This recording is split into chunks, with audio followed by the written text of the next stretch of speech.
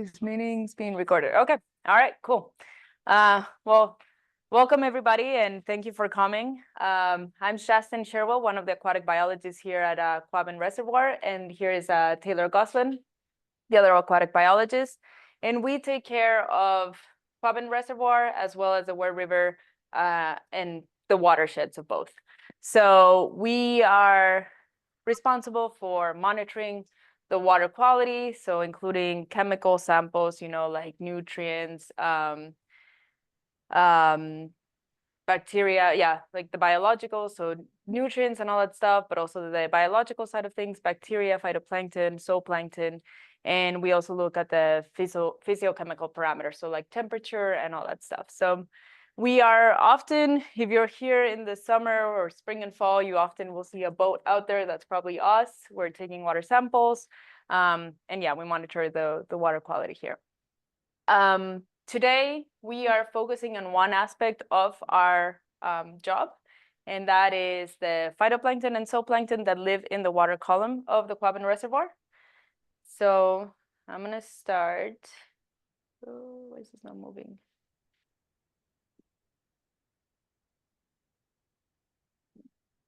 Technical difficulties as per usual. If you could. There we go. All right. Okay. So we'll start by talking about the aquatic food web, and then how zooplankton and phytoplankton play a very important role in the aquatic food web. And then we're also going to talk about the impacts of phytoplankton and plankton in general on water quality.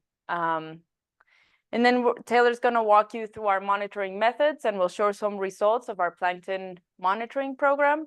And then we're going to have a live demo with phytoplankton and zooplankton identification. So whoever wants to learn how to identify these organisms will be back there with the microscopes helping you identify them. If I click. Okay, cool. So if we start with the aquatic food web, a big part, or what most people are comfortable, or not comfortable, but like they're aware of, is this part, which is like the food chain, where we have primary consumers, primary producers, primary consumers, and secondary consumers. But a very important part of the food web is this area, which is called the microbial loop, where microorganisms recycle a lot of organic material from living organisms and also decomposing organisms. They recycle all of that material back into the water column. So our typical food chain starts with phytoplankton harvesting the light and energy from the sun. They absorb carbon dioxide and produce oxygen, and then they become the base of the food web. Zooplankton eat the phytoplankton, and then fish and other animals eat the zooplankton. But then there's that part of the microbial loop where, as things, even living things, they leach organic material, and also when animals and organisms die, the dissolved organic matter goes into this microbial loop, whereas zooplankton, mixotrophic algae, and bacteria are recycling all of that back into the food web. Next. Thank you. So as I said, we're going to focus on plankton today. We have two types of plankton. And plankton, just the word itself comes from the Latin, and it meant drifter or wanderer. And that's because are organisms that cannot swim against the current. So they're there wherever the current takes them, wherever the water takes them. They cannot swim against it. So we have phytoplankton, which are, because they are primary producers, they do photosynthesis. They're more like a plant, even though they're not plants. We are, like the way that we thought about them, it's always like a plant, the plants of the sea, the plants of the lakes. And then we have the zooplankton, which the zoo comes more like animal-like organism. They consume other organisms. As I mentioned, phytoplankton are primary producers, and they're the base of the food web. Then we have zooplankton that eat phytoplankton, and then they are the second step of the food web. Sure. Phytoplankton produced by older phytoplankton, or where do they start? So phytoplankton Oh, sorry, yes. The question was, where do phytoplankton start? Like, are they produced from other phytoplankton? So phytoplankton that includes some organisms like cyanobacteria, that's a bacteria. And it was one of the oldest organisms in the world. And they are actually the ones that are considered to be responsible for creating so much oxygen that there's an atmosphere that we can live. So they're not produced from other organisms. They definitely are the base of the food web. I hope that answers the question. Somehow bacteria and sunlight react, and then we have phytoplankton. Right. They have photosynthesis, so like they have a complex that can photosynthesize. So within them, and then some phytoplankton are bacteria, but a lot of them are not bacteria. They're protist, and protist. That's another type of. It's the kingdom Protista. Yeah, it's a different kingdom. P-R-O-S-T protist. Wait, I would have to write it. Sorry. P-R-O-S. P-R-T-S. Yes. Yes. Sorry, I have to write it. Yes. And we can get a lot into that, but probably cyanobacteria was kind of like the original ones or the earlier ones. And then there's that whole hypothesis of engulfing other organisms, engulfing bacteria, and that's how we have more complicated cells. Yeah. All right, next. So impacts of plankton on water quality. So there's plankton, and they're very abundant in the ocean and in lakes, in any aquatic environment. But there's key reasons why we want to monitor them. For phytoplankton, there's a couple of species that can produce taste and odor compounds, so they can have like a fishy or metallic taste, and of course that affects drinking water supplies, which we are, and that leads to having to have more treatment to remove those taste and odor compounds. And the next one is harmful algal blooms. Phytoplankton are known for creating harmful algal blooms, and that includes cyanobacteria blooms, as I was talking about cyanobacteria. Some of the cyanobacteria species they can produce toxins, and they can produce neurotoxins. They can produce toxins that affect the liver, that affect the skin. There's a lot of different toxins that they can produce. Not all produce them, but some produce them. So it's important to monitor to see if we see a bloom, would it be the species that can produce toxins? And that's what often when you go to lakes or ponds and you see an advisory, that's what it's telling you. It's cyanobacteria blooms are present, and they may or may not produce toxins. So it's better to stay away from the water. So it's advised not to swim, not to fish, and also be careful with your pets, because they do not only affect humans, but they affect wildlife and pets. So, and when that happens, treatment and testing, of course, is a big part of it. Cost of both of those increase a lot. And the last bullet point here is filter clogging, so that some of the phytoplankton, they have these very hard shells that they create out of silica or sometimes calcium, and they can clog filters. And again, that's important for a drinking water supply. When we look at zooplankton, we have two aquatic invasive species that we are very concerned. One is the spiny water flea, and the other one is the fishhook water flea. And we're very concerned about these two species, because they can alter the food web. So these two species, you can see a picture of the spiny water flea over here. It's a very large zooplankton, and it has that really long spine. So that makes it that nothing eats it. It has no predators. So because of that, and it's much larger than the native zooplankton that we would see, it eats all of the zooplankton. Not all of it, but it eats a lot of the zooplankton. And that makes it so that they're competing with juvenile fish for food, and that's going to have a trophic cascade, up the food chain. And because they're eating a lot of the zooplankton, that leads the ecosystem to have less zooplankton that can eat harmful, potentially harmful phytoplankton like cyanobacteria. So it could lead to higher cyanobacteria blooms. So there's a bunch of, there's two different things that we're very concerned about those. And then lastly, they also clog filters, because if you can see here, this is a picture of spiny water flea just all attached to a fishing line. And people often describe it as having like to tear up Velcro when you're trying to like get them off of the fishing line. I personally have never seen it, but a lot of anglers have told us that they've seen them at Lake Champlain or Lake George, and you know that's like Winnipesaukee. It was just discovered in Winnipesaukee like in this last year or the year before. So yeah, they can clog equipment, they can clog fishing lines and stuff like that. And then lastly, once they're in the system, it's very hard to get them out of a system for many reasons, because they don't have predators, because they can, they have the cysts, so they have dormant cysts that they can just, you know, hold on to, or like they save, and then once conditions come back and are good, like they can grow again. So it's really hard to eradicate them. So we're very concerned about those, and we monitor for that.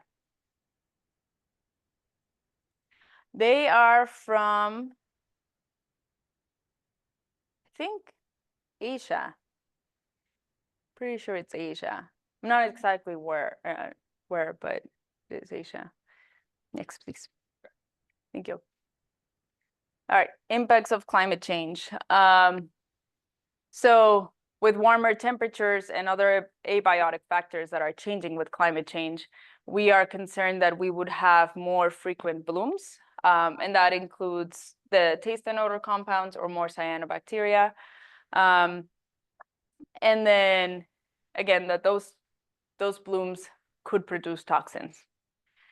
Another thing that we're concerned about is that there could be changes in community, both in phytoplankton and zooplankton communities, that can alter the food web and the ecosystem.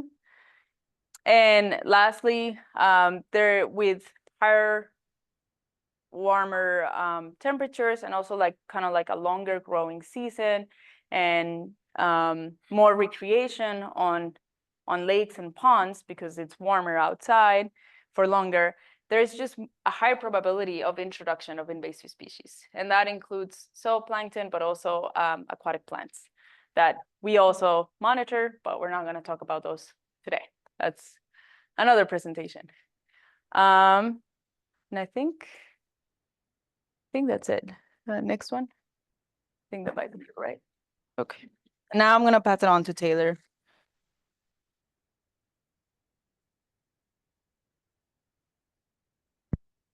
Let's get clicked in here. Okay. Let's hope that everyone can hear me. So I'm going to talk a little bit about our monitoring methods and how we monitor on the reservoir for all the phytoplankton and zooplankton. So for phytoplankton in particular, we go out, we have 3 different sites on the reservoir proper. There's one site right in front of the admin building, which is our site 202. We have one near our intake. I should have put a map on here. Yeah, we have one near our intake, which feeds into the Boston water supply. So we're monitoring there. And then we also monitor on the other side of our Baffle Dam near Den Hill Boat Launch Area 3, just to see what's coming into our system, because that one's going to have a lot more of that nutrients and organic matter coming in from the East Branch Swift, just so we can kind of see like how all of these different organisms go through our system and what we can expect. Like if we have high levels at our Den Hill site, when are we going to see that at our intake site versus when do we see that here, and kind of track it that way. So we collect those samples at those 3 places, usually every month once we get into March or whenever ice goes away, which we haven't had ice in the past 2 years. So we're kind of happy to see ice this year.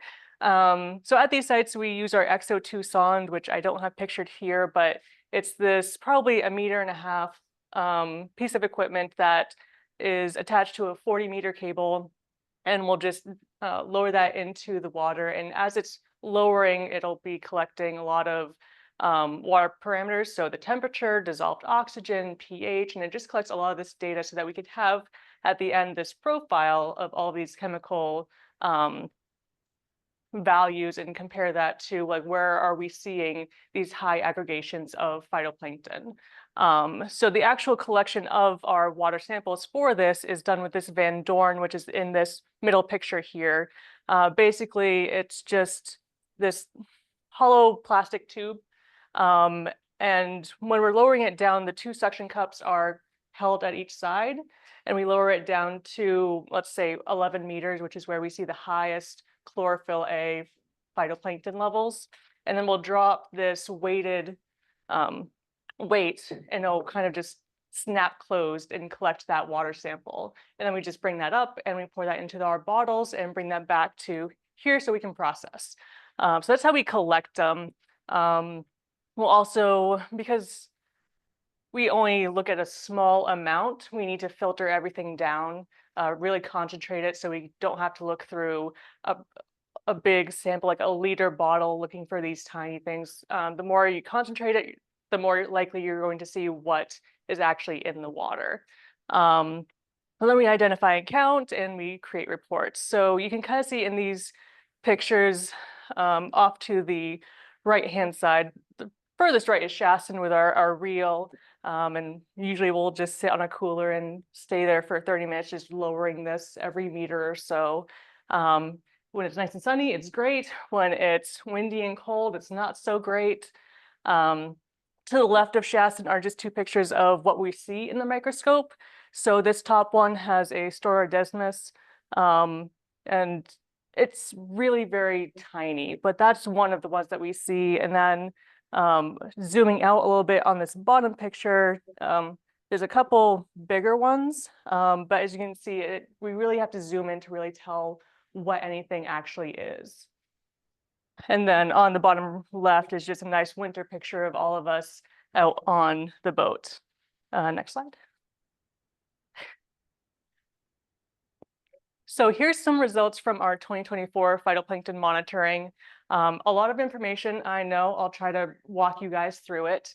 So on the left here, we have from our site 202, which is the one right outside of the admin building in front of us. So this is just kind of a snapshot of our year in general. The dark green is our total chlorophytes. The orange is their total chrysophytes, which if you look at the pictures down at the bottom right, the chrysophytes are going to be your golden algae, so Chrysosphaerella, which is what we had a lot of this summer. And then the light blue is your total cyanophytes, so that's going to be your cyanobacteria.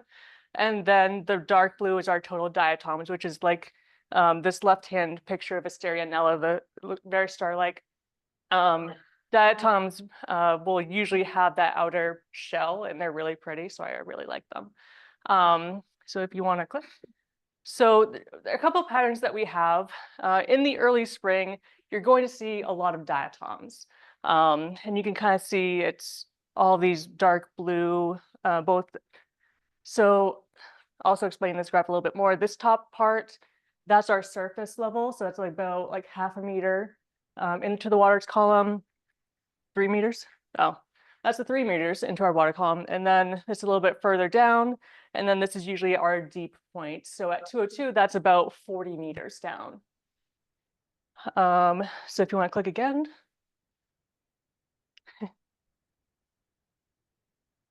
All right, so then once you go a little bit further into summer, early fall, you see that it shifts mostly into chrysophytes. So you see less diatoms, it's more into the chrysophytes.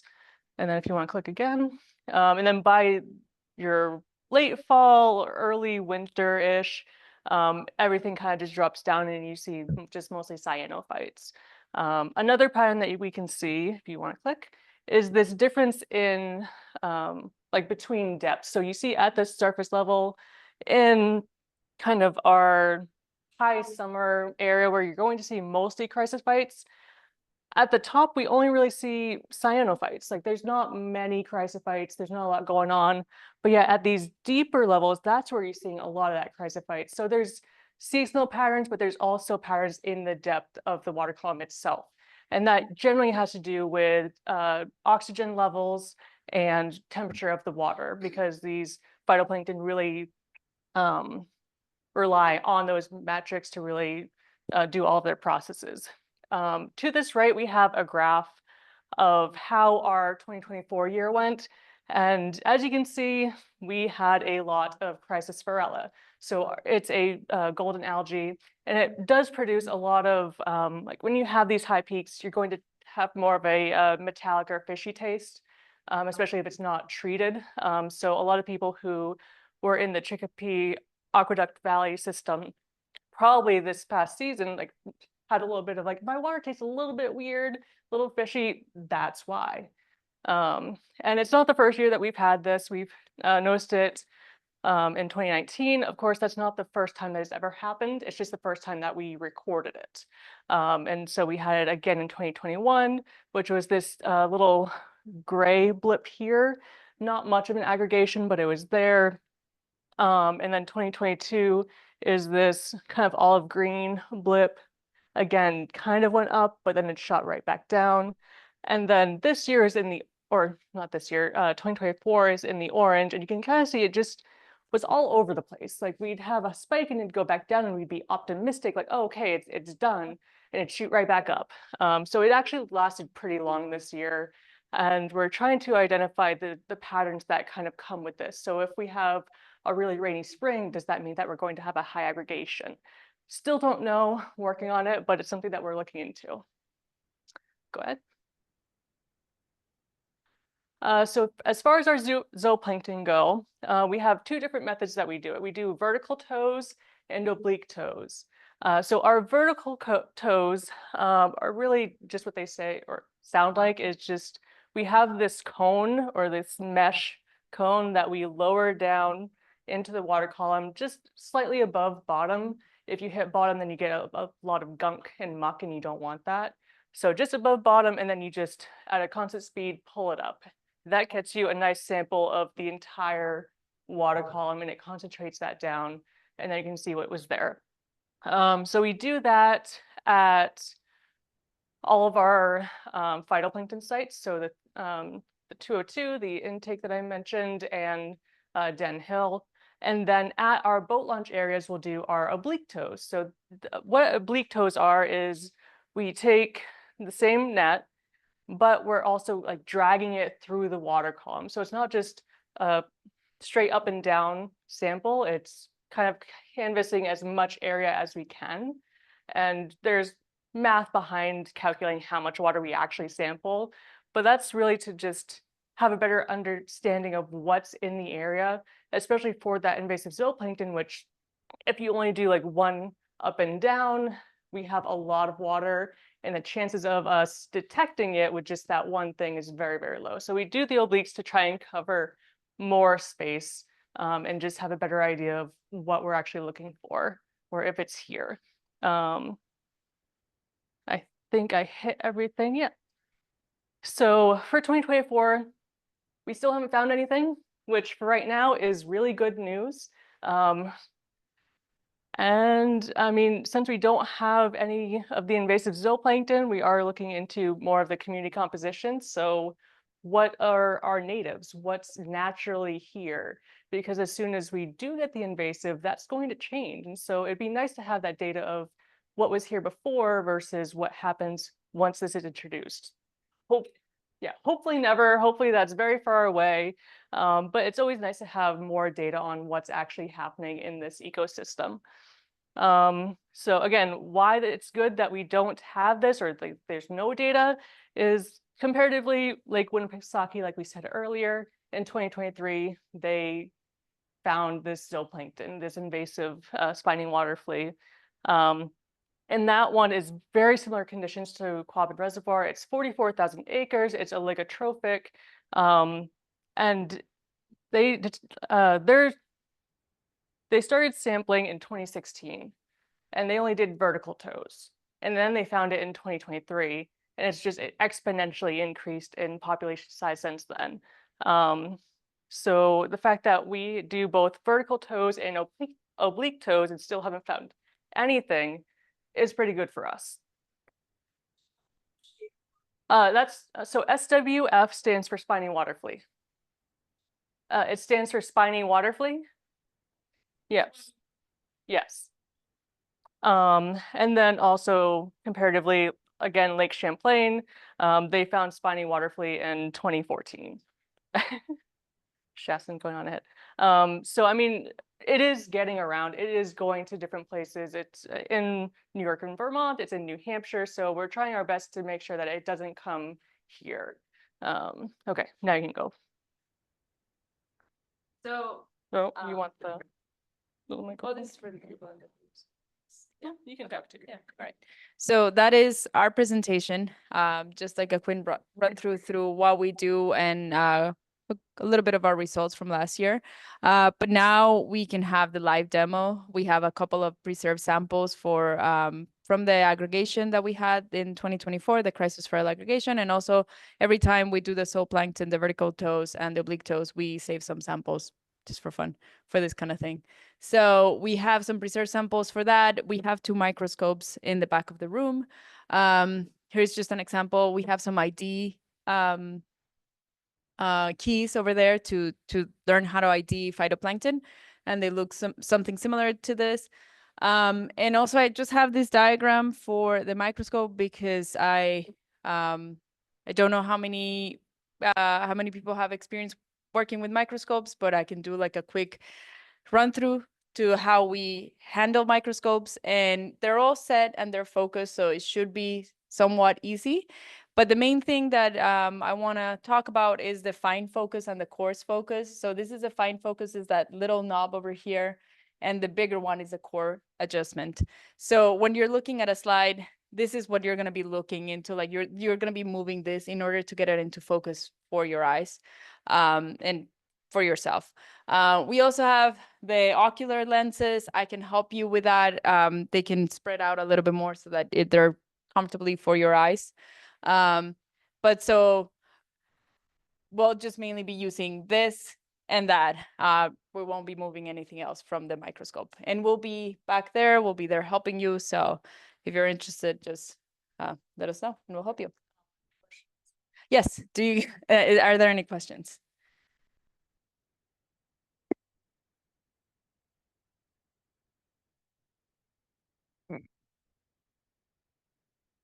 Do we look for heavy metals? We have in the past. I don't want to say anything wrong, so let me think about this. Heavy metals. I don't think we're there's definitely been some investigations in the past, but we did not do investigations this past year, not in 2024. Yes. So we did not collect samples for heavy metals. At least. So fish and game, input, and they say don't eat more than 1 fish a week. Because of mercury. Why that would be? My understanding, and again, I'm not 100% sure on this, but that's probably because of the mercury. Fish bioaccumulate, so the bigger the fish, the more it's in other fish and other organisms, and the more it's accumulating all the heavy metals that are, that are in the water. So that includes mercury, and that's why most of the advisories for fishing tell you how much you can eat from a certain place. I know there's also some like investigations into PFAS, which is like something new that it's being regulated. Not something new, but at least that it's new to regulation. And that's also part of those advisories. But I'm not entirely sure about the fishing side of things. That's definitely more mass fish and wildlife than us. Yeah, you're welcome. Test for radon. Do we test for radon in the water? Yeah. I don't think so. Yeah. I'm not 100% sure either. I haven't seen it. So do we taste for radon? Test radon. Yeah. So those things, partner with the Massachusetts Water Resource Authority. And their website actually has a lot of great information about water quality. Okay. If that's something that you want to investigate a little bit more. What's it called? Massachusetts Water Resource Authority, or MWRA.com. So they will have more of that kind of Yep. information. But my understanding is it's not an issue because we have so much forest area. Hmm. Yeah, we're mainly responsible for nutrients, bacteria, and just like water temperature and stuff like that. Not MWRA does a lot more of that other stuff. Yeah. Any other questions? Does this, I'm from Westfield, so it's a Huh? part of the state. Does this water go to for drinking water? So Quabbin, the Chicopee Valley Aqueduct goes to 5 communities. So that is Chicopee, South Hadley, I believe. South Hadley, Chicopee, oh, Wilbraham. Okay. There's 5 communities that they receive. Oh, 3? Oh, In oh, this so it's part of 5. the state, Chicopee, Wilbraham, and South Hadley Fire District number 1. There we go. And is that water filtered or non-filtered? I'm not so happy with our water because it tastes like chlorine where I'm from. Mm. So I prefer to get unfiltered spring water from the spring or where else I can get it. So I'm just curious about when it goes locally or to Boston, how much do they do to it? Do you want? Yep. Yeah, yeah. So one of the probably unique things about this particular water supply, it is a naturally filtered or forest filtered, or if you want to call it unfiltered water supply. So that is why we protect the land surrounding the reservoir. We have actually almost 50,000 acres of forest at Quabbin and only 25,000 acres of water. And the other reservoirs also have protected watershed land around them. So it is considered unfiltered. It is considered one of the top water supplies in the country. So Yeah. Quabbin water is great. Right. So yeah, I didn't get to that. So there's that local, and then it gets transferred into Wachusett Reservoir, which then joins the whole like Boston metro area distribution system. Yeah. Yes. Winter ice cover. So we do, it's very variable now. So right now there's ice all over the lake. I don't know if actually right now, but yeah, a good chunk. But so Taylor and I got hired at the end of 22, right? This is the first time we've seen ice here, but you know, we're still semi new to this area and to the reservoir. I know it fluctuates. So yeah.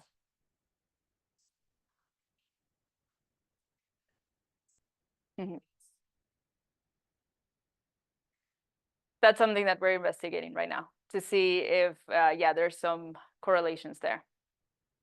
So far, I don't have any results, but we are looking into it. Yeah. 2007. Oh, sorry. Yes, I keep forgetting to repeat the questions for the people in Zoom. The question was, how far does our phytoplankton data go? And it's 2007. Yeah. There's some changes in the methods and stuff, but yeah, 2007. Yeah. Mm-hmm. So does it? The water density levels specific gravity here? Yeah. Oh, yeah, that's a great question. So, and you're talking about within the water column. I'll repeat the question before I forget to do so. How much does the water density affect of the zooplankton? So, during the summer, we do have the reservoir is stratified. So we have denser water in the bottom, and also it's colder. And then we have a thermocline, and then we have less dense water and warmer water on the top. That affects zooplankton tend to do vertical migrations. So they, most of them avoid predation by going deeper. during the day, but then come back at night so that they can feed on the phytoplankton. Phytoplankton, we've noticed that definitely they like certain temperatures. So they just hang out at certain depths and you don't see them fluctuating that much once the lake is stratified. Once the water column is mixed, then we do see a little bit more variability.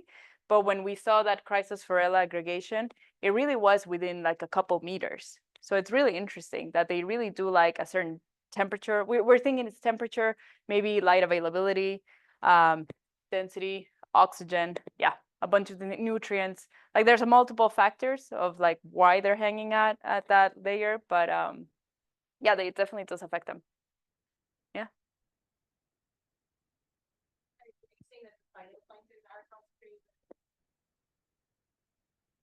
The zooplankton tend to do a vertical migration.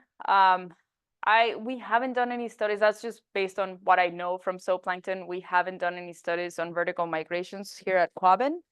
I would suspect that they do that here too. But yeah. All right. Yes. The stratified, does there turnover? There is turnover. Yes. The phytoplankton and the zooplankton. That's a good question. Sorry, I keep forgetting to do that. How does turnover affect phytoplankton and zooplankton? So turnover refers to when we have a stratified lake and then the seasons change, and then that warmer water or cold water, they start coming up and down, so the water column is fully mixed. So that's what turnover is, going from stratified to fully mixed water column. How does that affect phytoplankton? We see it with the seasons. Yeah, we see a change in phytoplankton community composition. So we see more diatoms when the water column is fully mixed, and then we see more of the golden algae and even green algae when it's stratified. Yeah. You all have very good questions. It's good. Good. I'll answer as best as I can. All right. Sure. Because of that stratification, that water is brought into the column takes 40 years. 40 years. No, I don't think it's that high as 40 years. The question was, does the water, you heard that the water takes 40 years. And you're referring from like when it comes from the rivers and it goes all the way up to like where it goes out into the intakes? Sorry? Oh, okay. So the residence time probably. What is the residence time for the water here? Yeah. I don't think it's 40 years. I think it's less, but I don't know for sure. Yeah, do you know? I've heard like so. Yeah, I think it's less than 40 years, but I'm not entirely sure.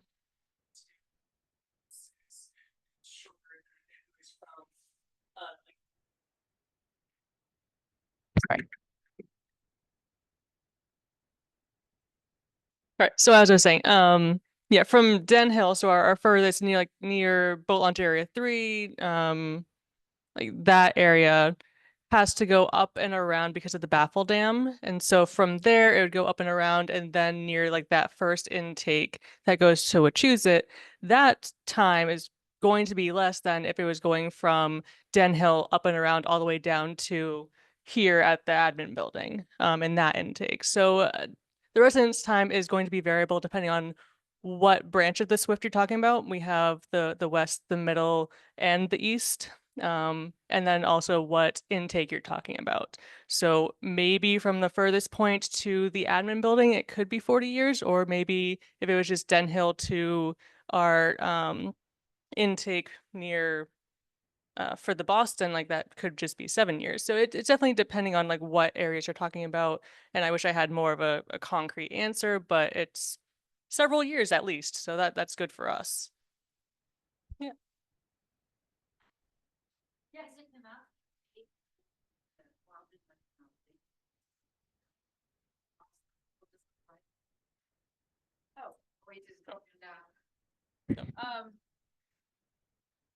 Yeah, so the question is there enough water coming into the Quabbin? There's definitely fluctuations, and you can see it with this graph. Once we move this, you'll see the graph with the elevation and the capacities. There are fluctuations, but to my understanding, this is still doing well. Yes. Is there enough water coming into the Quabbin to maintain the supply and demand, I guess? Maria knows all about this. So again, we work with MWRA, and they claim that if we didn't have rain for 5 years, we'd have water for 5 years if we were in an extended drought. So this year we are in a drought. Central Mass is in a drought, and the reservoir, what's considered low, depends on the time of the year. So we actually apparently are a little low for this time of year. We're at 84%, I think 84.1%. So when the reservoir is full, it's 530 feet above Boston Harbor low tide, and right now we're about 521. So we are down about 9 feet. And there is a drought management team. Massachusetts has like a drought management team that, comes out with monthly reports. And, if this drought continues, then there will be more serious restrictions done on water use. But as of right now, it's a little low, but it's not like dangerously low. Certainly this year could be.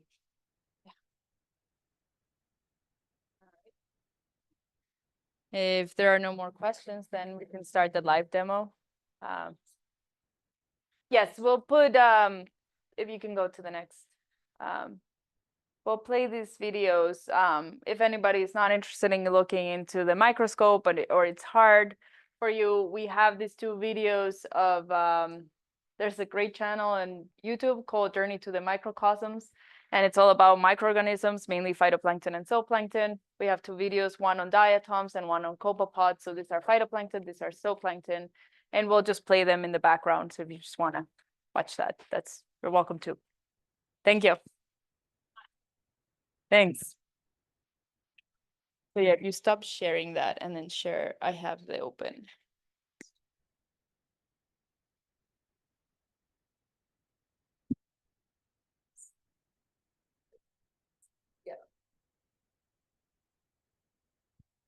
Yep, there you go. And you can press play. I'm gonna give this back to Maria.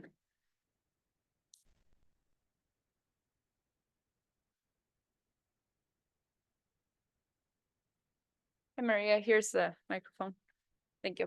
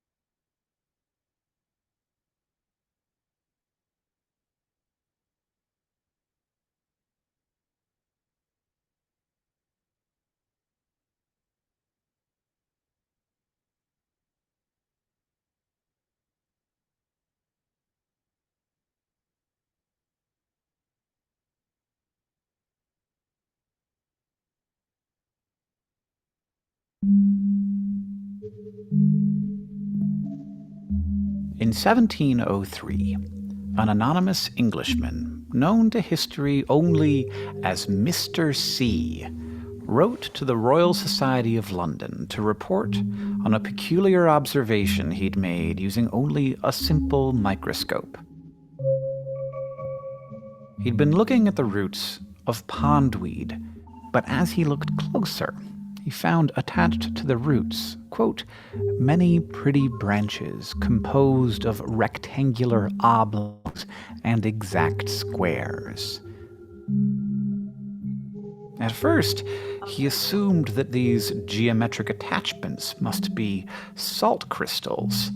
But the more he experimented and looked through his microscope, the more he realized there might be something amazing going on here.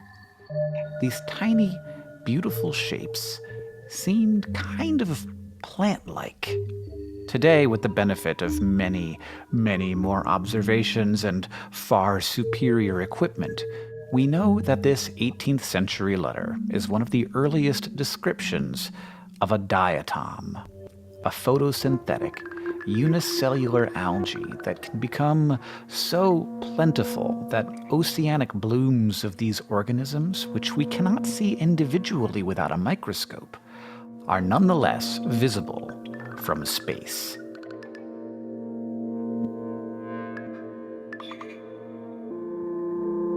But we wouldn't be talking about diatoms if we needed to be in space to observe them. You can find these tiny organisms just about anywhere that has water and light. Looking at them through a microscope, you might understand why microbe hunters are so fond of them. They have been called the jewels of the sea. Those beautiful outer shells are called frustules, and they set diatoms apart from every other living creature. Unlike the organic cell walls and membranes we associate with most cells, frustules are made out of inorganic silica, enclosing the cytoplasm of the diatom in what is basically glass. Silica shells take less energy to make and maintain compared to their organic counterparts, but they do come with a trade-off. Glass is, well, it's glass. It's hard to expand if you're a unicellular organism trying to undergo asexual mitosis when your cell is enclosed in a rigid, inorganic material. Instead, when diatoms divide, the daughter cells take the old frustule and divide it between them, which means that the daughter cells are both going to be smaller than their parent, and they are never going to grow any bigger. And as diatoms keep dividing, the daughter cells keep getting smaller and smaller. If this goes on forever, the diatom will get so small that it cannot survive. But diatoms that are starting to get too small can avoid that fate through sexual reproduction, which is a kind of refresh button that lets them construct a new frustule for a larger daughter cell. For the most part, diatoms can't actually move. They just go wherever the water takes them. But some diatoms are able to glide along a surface using a slit in their frustule called a raphe. This allows them to secrete mucus that sticks to a surface. But how does that mucus help them move? We don't know. We can see that they move, so they must be able to, and we can see that mucus is always left behind when they do it, but we don't know the exact mechanism of how it works. You and I, of course, move using muscles, and the molecules responsible for that in us are actin and myosin. Here's a wild thing. In 1999, some scientists put actin-disrupting compounds in solution with diatoms, and those diatoms lost their ability to move. So while diatom motility remains something of a mystery, these tiny jewel-encrusted algae move using the same molecular systems as us. If you've been looking closely, you might be wondering what these bubbles are, and if you are, we hope we can surprise you. Those are oil droplets, and they store energy for the diatom when they might be having trouble finding light or their usual nutrients. These little organisms are so good at creating this fatty oil that scientists have wondered whether we might use diatoms as tiny factories that turn sunlight and carbon dioxide into fuel not just for them, but for our future airplanes. It might be tempting to think of these cells just as little microscopic jewels, just something nice to look at. But they also have a huge impact on our world. Of all of the photosynthesis being done on Earth, around 1/5 is done by diatoms, which puts them on par with all rainforests on Earth combined. And it means that we owe a great deal to these microorganisms, and not just our oxygen. When they die, their silica frustules sink to the bottom of the water that they're in and accumulate into a soft, chalky rock that we know better as diatomaceous earth. That key ingredient in beer and wine filtration, paint, and, of course, cat litter. So yes, these beautiful jewels that the unknown Mr. C spotted in 1703 don't just provide us with every 5th breath we take. They also help make our cat litter more absorbent. And also, they're just really nice to look at.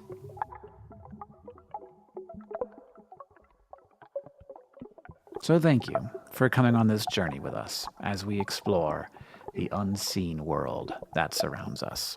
My turn, thank you. If you want to see more from our master of microscopes, James, check out Jam and Germs on Instagram.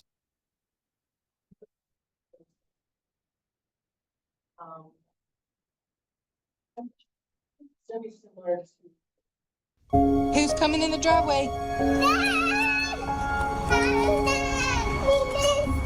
Thanks to Skillshare for supporting this episode of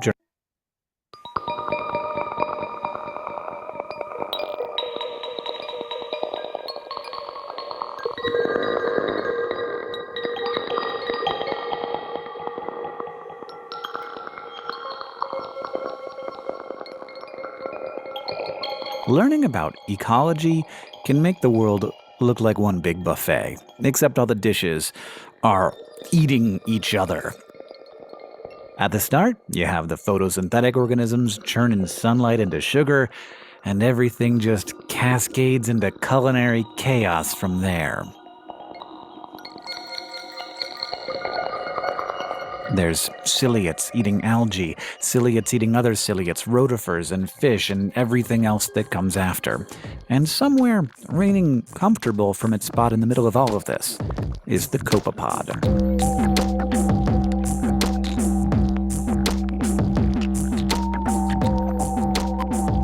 At first glance, the copepod probably doesn't seem any more significant than any other animal. I mean, it looks a little strange, but crustaceans usually do. There are more than 20,000 species of copepods in the world, and these various species have managed to find their way into just about every type of water, no matter the temperature or the salinity.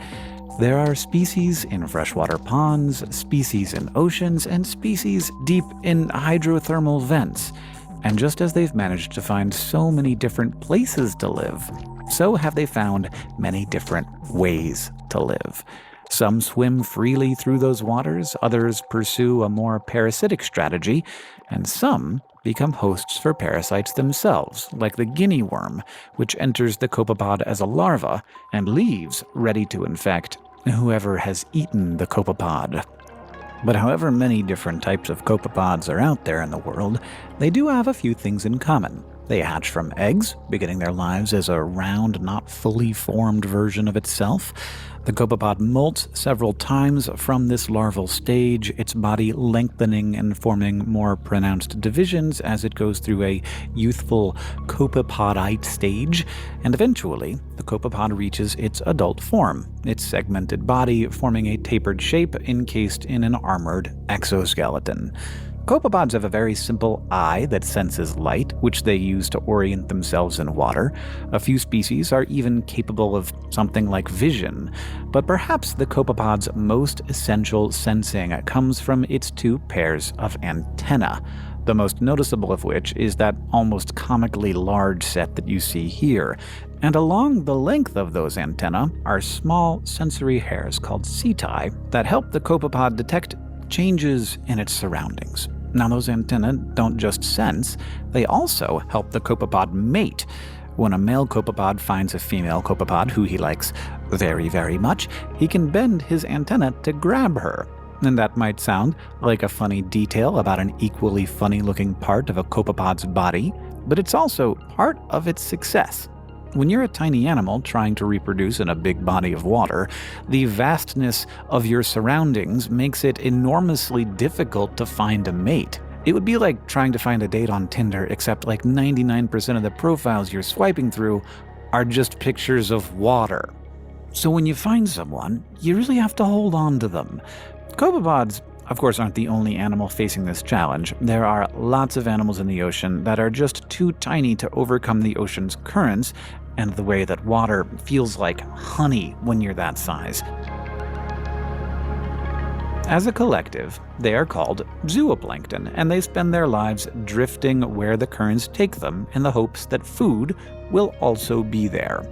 The zooplankton's diet makes them a valuable part of the ecology buffet because they are at the spot right next to the organisms who start the whole thing out, munching away at the diatoms and other photosynthesizers of the water. In the case of copepods, scientists observed individuals of one species eating around 11,000 to, wait for it, 373,000 diatoms every day. And as beautiful as diatoms are, and as much as we like to look at them, the world would be very different if there was no one trying to eat hundreds of thousands of them a day. It would be a buffet with diatoms spilling out of the trays, leaving no room for anything else. But copepods and their fellow zooplankton fill that essential ecological role, acting like a middleman that connects diatoms to the rest of us. And somehow, over the millions of years that copepods have been around, they have become the preeminent zooplankton, a kind of king amongst middlemen, dominating zooplankton populations in many bodies of water all over the world, including Antarctic lakes. In Lake Baikal, in Russia, the deepest freshwater lake in the world, copepods are estimated to make up 96% of the zooplankton population. And out in the oceans, copepods reign supreme. So, the question is, how? And the answer is probably much more complex than any one single trait, especially if we attempt side-by-side comparisons with every single animal that makes up the zooplankton of every single body of water. But if we consider the ocean, the vast, vast ocean where food and mates are both difficult to come by, the copepod has a number of talents that do help it survive. It is, for one, very sensitive to its surroundings. Those hairs and its antennae detect predators and prey alike through changes in the water velocity around it. If the copepod detects a predator, it can quickly jump away using 4 or 5 pairs of legs to jump up to 1,000 body lengths per second, making the copepod much faster than other animals of its size. And if the copepod detects prey, it can launch itself into a quick ambush instead. So speed is one advantage that may help the copepod survive.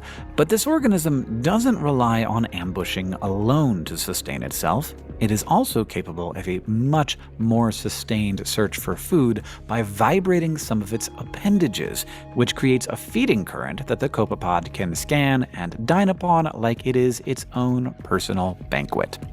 And these are seemingly small talents that stack up, producing in its totality an animal that is capable of feeding, escaping, and mating its way to success in the vast open ocean. And with each diatom the copepod eats, their strange regime becomes only more influential, because one day, a fish will probably eat that copepod, and eventually another animal, maybe even you, will eat that fish, connecting us all to a strange little crustacean in the sea whose kingdom has no boundary.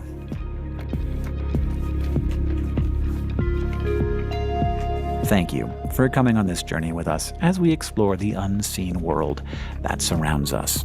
We'd like to also say thank you to Skillshare for supporting this video. The end of the year is just around the corner, and with the new year comes New Year's resolutions. But what if this year you got a jump start on those resolutions and started today? Because, let's be honest, probably that would be more likely to succeed in the long term. Maybe you're sitting there wishing you could figure out ways to be more productive. Well, with Thomas Frank's Productivity Masterclass on Skillshare, you can be. He will walk you through the steps to setting up your own productivity system to help you be better at making to-do lists, organizing your files, both physical and digital, as well as tackling the dreaded world of your email inbox. Skillshare is an online learning community that offers membership with meaning, with so much to explore, real-world projects to create, and the support of fellow creatives. Skillshare empowers you to accomplish real growth. It's curated specifically for learning, meaning there are no ads to distract you, and there are